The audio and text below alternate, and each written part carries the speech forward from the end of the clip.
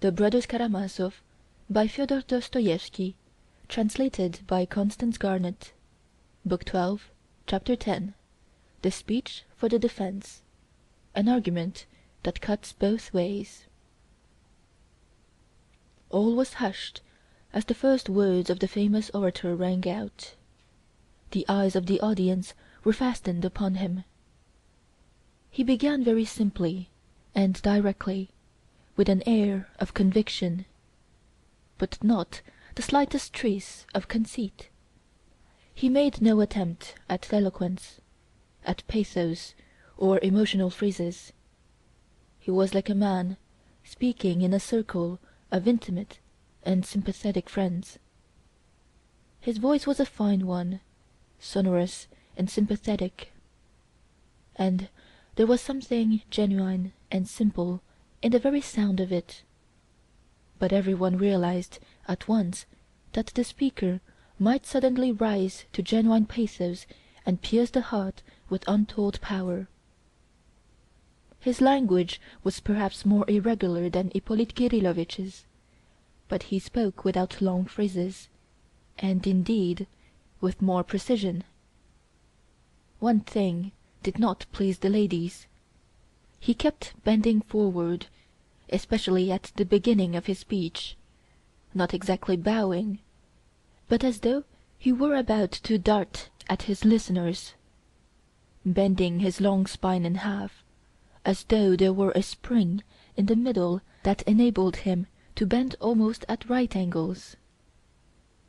At the beginning of his speech he spoke rather disconnectedly, without system, one may say, dealing with facts separately, though at the end these facts formed a whole. His speech might be divided into two parts, the first consisting of criticism in refutation of the charge, sometimes malicious and sarcastic. But in the second half he suddenly changed his tone, and even his manner, and at once rose to pathos. The audience seemed on the lookout for it, and quivered with enthusiasm. He went straight to the point, and began by saying that although he practiced in Petersburg, he had more than once visited the provincial towns to defend prisoners, of whose innocence he had a conviction, or at least a preconceived idea. "That is what has happened to me in the present case," he explained. "From the very first accounts in the newspapers, I was struck by something which strongly prepossessed me in the prisoner's favor. What interested me most was a fact which often occurs in legal practice, but rarely, I think, in such an extreme and peculiar form as in the present case. I ought to formulate that peculiarity only at the end of my speech, but I will do so at the very beginning, for it is my weakness to go to work directly, not keeping my effects in reserve and economizing my material. That may be imprudent on my part, but at least it's sincere. What I have in mind is this: there is an overwhelming chain of evidence against the prisoner, and at the same time not one fact that will stand criticism if it is examined separately. As I followed the case more closely in the papers, my idea was more and more confirmed, and I suddenly received from the prisoner's relatives a request to undertake his defense. I at once hurried here, and here I became completely convinced. It was to break down this terrible chain of facts, and to show that each piece of evidence taken separately was unproved and fantastic, that I undertook the case. So Fetyukovitch began. "Gentlemen of the jury," he suddenly protested, "I am new to this district. I have no preconceived ideas. The prisoner, a man of turbulent and unbridled temper, has not insulted me, but he has insulted perhaps hundreds of persons in this town, and so prejudiced many people against him beforehand. Of course I recognize that the moral sentiment of local society is justly excited against him. The prisoner is of turbulent and violent temper. Yet he was received in society here. He was even welcome in the family of my talented friend, the prosecutor. N.B. At these words there were 2 or 3 laughs in the audience, quickly suppressed, but noticed by all. All of us knew that the prosecutor received Mitya against his will, solely because he had somehow interested his wife, a lady of the highest virtue and moral worth, but fanciful, capricious, and fond of opposing her husband, especially in trifles. Mitya's visits, however, had not been frequent. "Nevertheless, I venture to suggest," Fetyukovitch continued, "that in spite of this independent mind and just character, my opponent may have formed a mistaken prejudice against my unfortunate client. Oh, that is so natural. The unfortunate man has only too well deserved such prejudice. Outraged morality, and still more outraged taste, is often relentless. We have, in the talented prosecutor's speech, heard a stern analysis of the prisoner's character and conduct, and his severe critical attitude to the case was evident. And what's more, he went into psychological subtleties into which he could not have entered if he had the least conscious and malicious prejudice against the prisoner. But there are things which are even worse, even more fatal in such cases, than the most malicious and consciously unfair attitude. It is worse if we are carried away by the artistic instinct, by the desire to create, so to speak, a romance, especially if God has endowed us with psychological insight. Before I started on my way here, I was warned in Petersburg, and was myself aware that I should find here a talented opponent whose psychological insight and subtlety had gained him peculiar renown in legal circles of recent years.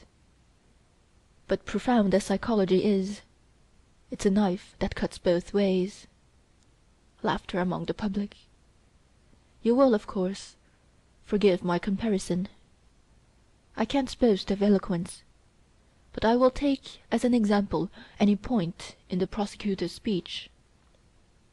The prisoner, running away in the garden in the dark, climbed over the fence, was seized by the servant, and knocked him down with a brass pestle.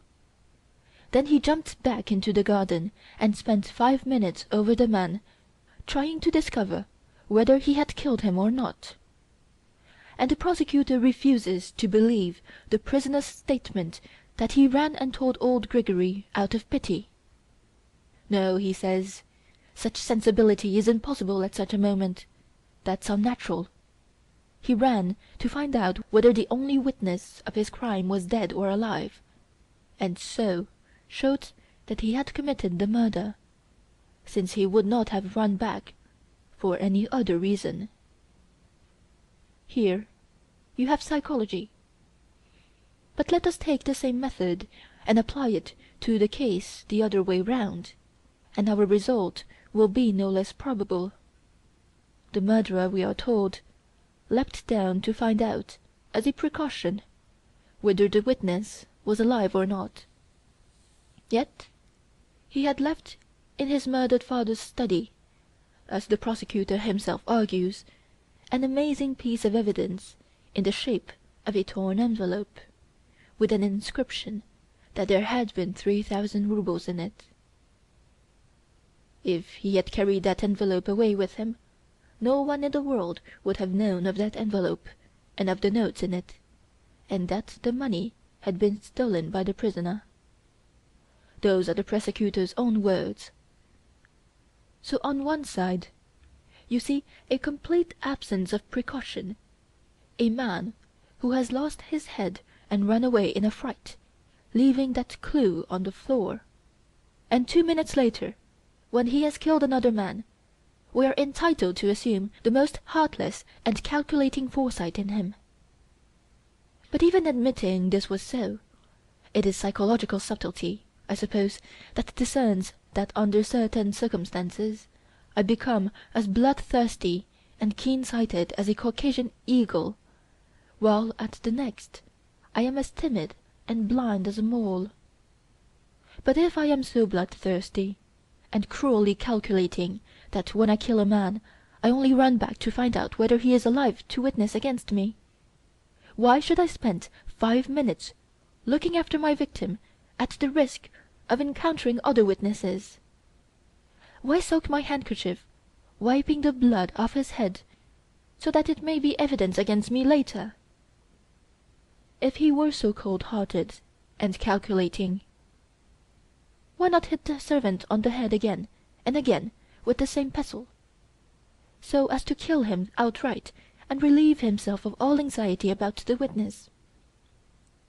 Again, though, he ran to see whether the witness was alive. He left another witness on the path, that brass pestle which he had taken from the two women, and which they could always recognize afterwards as theirs, and prove that he had taken it from them. And it is not as though he had forgotten it on the path, dropped it through carelessness or haste. No, he had flung away his weapon, for it was found 15 paces from where Gregory lay. Why did he do so? Just because he was grieved at having killed a man, an old servant, and he flung away the pestle with a curse as a murderous weapon? That's how it must have been. What other reason could he have had for throwing it so far? And if he was capable of feeling grief and pity at having killed a man, it shows that he was innocent of his father's murder. Had he murdered him, he would never have run to another victim out of pity. Then he would have felt differently. His thoughts would have been centered on self-preservation. He would have had none to spare for pity. That is beyond doubt. On the contrary, he would have broken his skull instead of spending 5 minutes looking after him. There was room for pity and good feeling just because his conscience had been clear till then. Here we have a different psychology. I have purposely resorted to this method, gentlemen of the jury, to show that you can prove anything by it. It all depends on who makes use of it. Psychology lures even most serious people into romancing, and quite unconsciously. I am speaking of the abuse of psychology, gentlemen. Sounds of approval and laughter at the expense of the prosecutor were again audible in the court. I will not repeat the speech in detail. I will only quote some passages from it, some leading points. End of chapter 10 of book 12.